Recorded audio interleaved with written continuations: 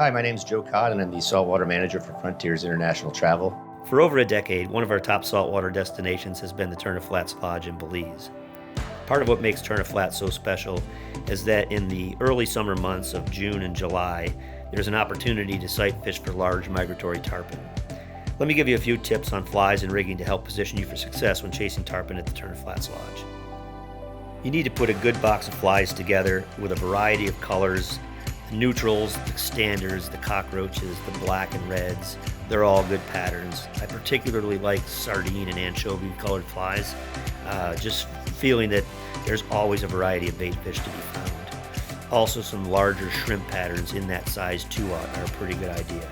I'd really typically recommend to most people that they should fish the small size 2, size 1-aught, and size 2-aught for the majority of the time.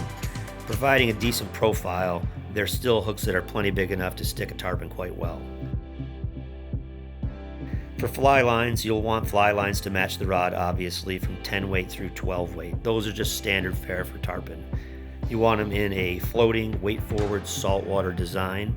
And what makes a saltwater design is a stiffer core and a harder coating. My idea for the best way to go is to typically pack 6 pre-tied tarpon leaders ending in 60-pound shock and 16 to 20-pound class tippets. For fly rods, again, I mentioned earlier when we talked about lines, 10 to 12 weight is the norm. My preference for most people starting into the tarpon realm is to put a 10 or 11 weight in their hands. They swing lighter. They're plenty of rod if you use the proper technique in fighting fish.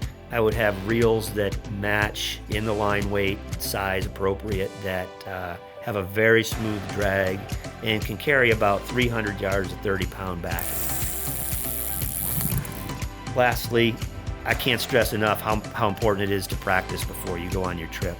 You really don't want to go on a first flats trip or the once-a-year flats trip without having gone out in the yard and cast some line with a fly on it in windy conditions. It's just what you're likely to encounter when you get into the saltwater environment. Whether you've never experienced tarpon fishing or you're ready to enjoy it all over again, give us a call at Frontiers and we'll put a great trip together for you.